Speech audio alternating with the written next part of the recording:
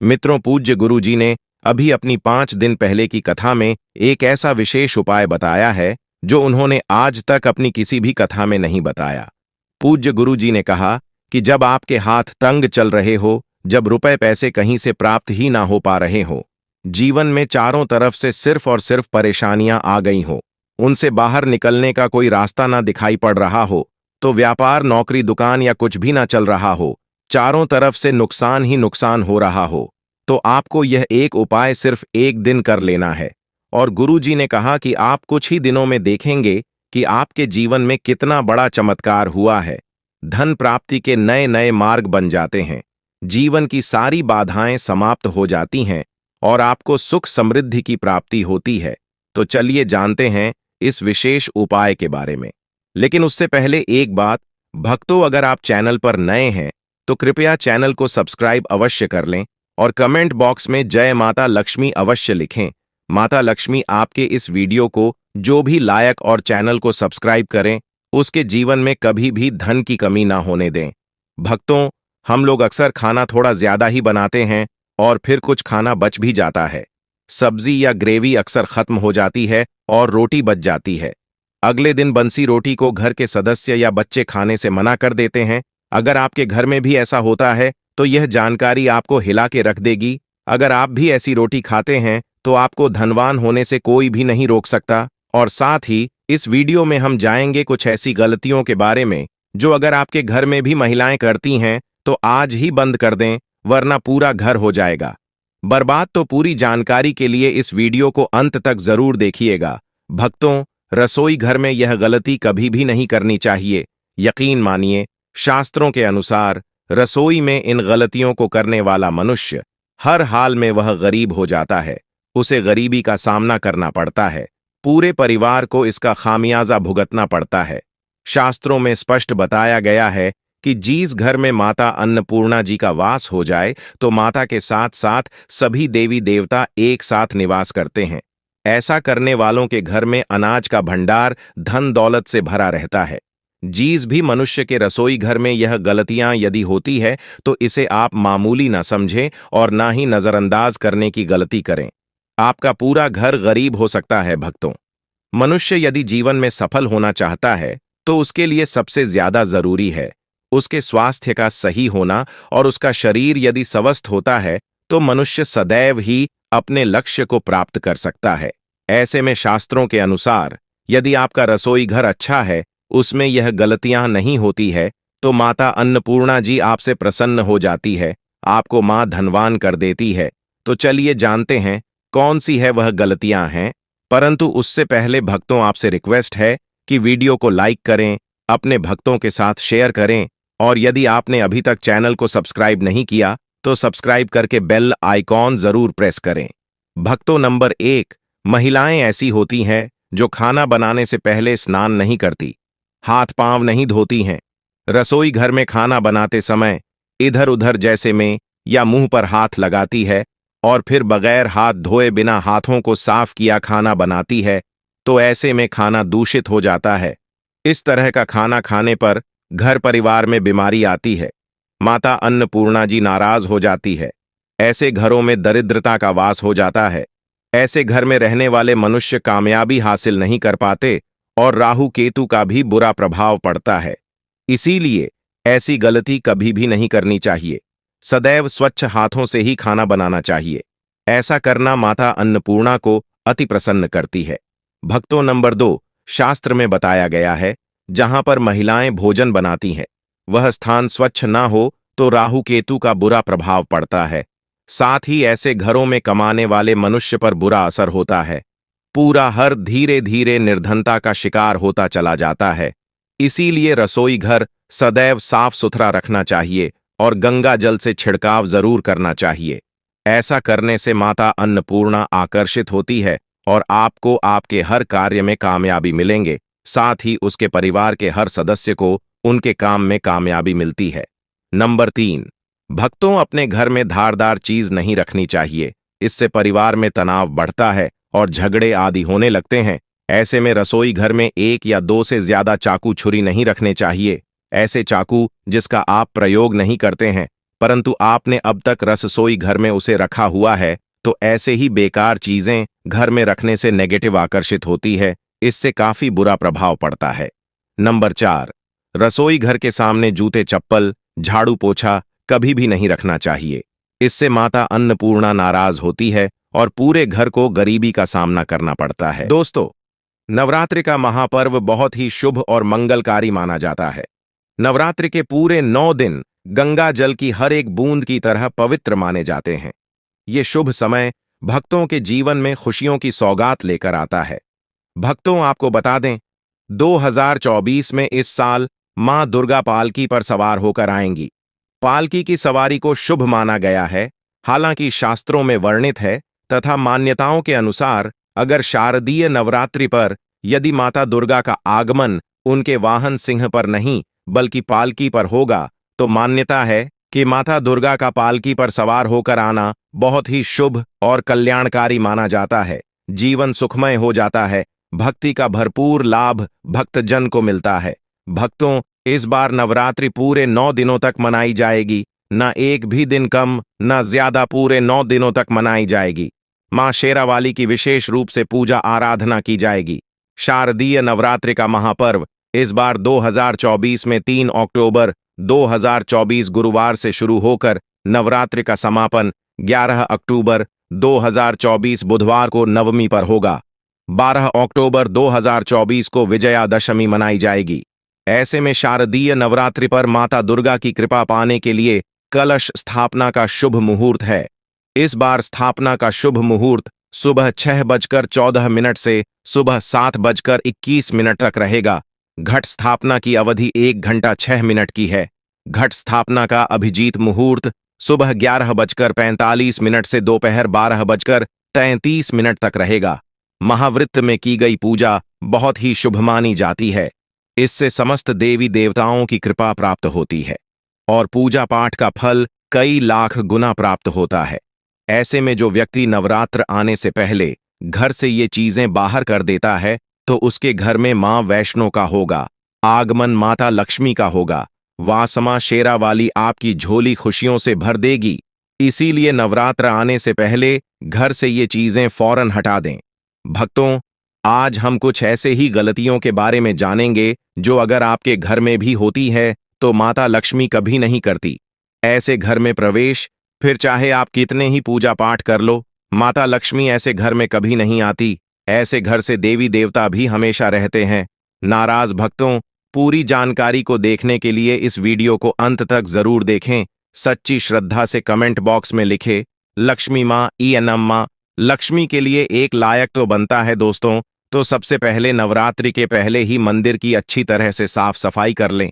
मंदिर के अंदर अगर पुरानी मालाएं हैं, टूटी फूटी मूर्तियां हैं, उसके साथ ही खाली मचीस की डिब्बी रखे हुए हैं, तो उन्हें बाहर फेंक दें तथा खंडित मूर्ति को किसी नदी में प्रवाहित कर दें।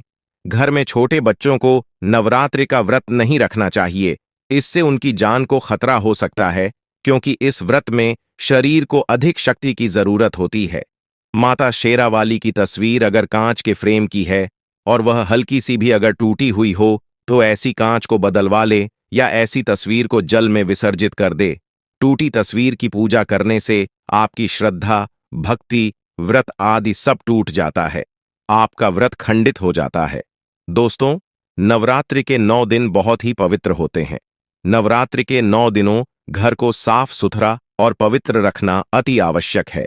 इसीलिए नवरात्रि के 9 दिनों में ब्रह्मचर्य का पालन किया जाता है और तामसिक भोजन ग्रहण नहीं किया जाता। नवरात्रि के 9 दिनों में माता रानी के भक्तों को प्याज, लहसुन, मांस, मदिरा और अंडे से दूर रहना चाहिए। अधिकतर भक्त नियम का पालन भी करते हैं, लेकिन वह एक गलती कर बैठते हैं। वह नवरात्र के 9 दिनों में अपने घर इन अपवित्र चीजों को रख लेते हैं। ऐसा भूलकर भी नहीं करना चाहिए। भागवत पुराण के अनुसार नवरात्रि के 9 दिनों तक माता रानी अपने भक्तों के घर में वास करती है। अगर आप भी चाहते हैं कि माता रानी आपके घर में वास करें, तो आप अपने घर के वातावरण को पवित्र रखें और नवरात्रि शुरू होने से पहले ही अपने घर से प्याज, लहसुन, मीट, अंडा और मदिरा को बाहर निकाल दें। अपने घर को साफ रखें। इन वस्तुओं को घर से बाहर निकालने के बाद अपने घर में गंगा जल का छिड़काव अवश्य करें। भागवत गीता में भगवान कृष्ण कहते हैं, बगैर गंगा जल छिड़काव कोई भी मंगल कार्य सफल नहीं माना जाता। गंगा जल का छिड़काव स्वयं भगवत गीता में श्री कृष्ण ने बताया था। अगर आपके घर में गंगा जल ना हो तो मार्केट से गौमूत्र ला सकते हैं और गौमूत्र लाकर आप गौमूत्र का अपने घर में छिड़काव करें। बस थोड़ा सा पानी में डाल लें, इससे आपके घर का वातावरण पवित्र हो जाएगा। घर में मौजूद नकारात्मक ऊर्जा भी नष्ट हो जाएगी और जिस घर में वातावरण पवित्र होता है और नकारात्मक ऊर्जा नहीं होती, वह माता रानी का वास सदैव होता है। नवरात्र के पहले आप अपने पूरे घर की अच्छी तरह से साफ सफाई कर लें। घर में जो भी फालतू सामान है, फटे पुराने कपड़े, उन्हें बाहर निकाल दें। घर में बेकार पड़ा सामान नकारात्मक ऊर्जा लाता है, इसीलिए गंदगी बिल्कुल भी ना करें। धूप दीप जलाकर वातावरण को स्वच्छ रखें। दोस्त माता के आगमन के लिए घर का दरवाजा जरूर सजाना चाहिए। इससे माता आकर्षित होती है और घर के द्वार में प्रवेश करती है। मां के आगमन के लिए द्वार को फूलों से सजाना। दोस्तों, कई लोग ऐसे हैं जो माता रानी की चौकी कागज बिछाकर बनाते हैं, जो कि बिल्कुल गलत माना गया है। माता की चौकी के लिए आप नीचे लाल कपड़ा बिछाएं, काला कपड़ा और सफेद कपड़ा भूलकर भी नहीं बिछाना चाहिए। ध्यान रखें, कपड़ा फटा भी नहीं होना चाहिए।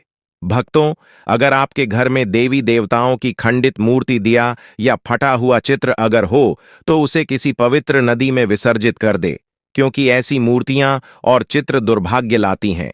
देवी देवताओं की खंडित मूर्ति की पूजा ना करें और ना ही उन्हें घर में रखें, क्योंकि उन्हें घर में रखना बुरा माना जाता है। भक्तों, वहीं अधिकतर लोग अपनी छत पर या घर के मुख्य दरवाजे के आसपास कबाड़ इकट्ठा कर देते हैं। ऐसा करना अशुभ माना जाता है। अगर आपने भी अपने घर में घर के मुख्य दरवाजे पर या छत पर या फिर खासकर घर की उत्तर दिशा में कबाड़ इकट्ठा कर दिया है, तो नवरात्रि शुरू होने से पहले उस कबाड़ को घर से अवश्य ही निकाल दें। भक्तों, यदि आपके घर कोई भी बंद घड़ी है, तो नवरात्रि शुरू होने से पहले उसे अपने घर से हटा दें और नई घड़ी ले आए या उसकी मरम्मत करवा लें। घड़ी को प्रगति का प्रतीक माना जाता है। बंद घड़ी समय से पीछे चलने वाली हमारी प्रगति में बाधा डालती है, इसीलिए नवरात्रि शुरू होने से पहले ही आप बंद घड़ी को घर से बाहर निकाल दें। दोस्तों, अगर आपके घर के मंदिर में किसी भी तरह का कोई फालतू सामान रखा है, जैसे कि सड़े गले फूल, अगरबत्ती, धूप बत्ती के डिब्बे या माचिस के डिब्बे, या कोई भी खाली पैकेट मंदिर में ना रखें, या फिर कोई फटी पुरानी धार्मिक पुस्तक या भगवान भी पुराने कपड़े या मुकुट माला जो खराब हो गई है, तो उन्हें आप जितना जल्दी हो सके अपने मंदिर से हटा दीजिए। नवरात्रि से पहले आप अपने मंदिर की और मंदिर के आसपास की साफ सफाई अवश्य ही करें, तभी माता रानी की चौकी स्थापित करें। इसके साथ ही आप अपने धन रखने के स्थान की सफाई भी अवश्य करें, क्योंकि नवरात्र के दौरान मां लक्ष्मी भी गृह प्रवेश करती हैं।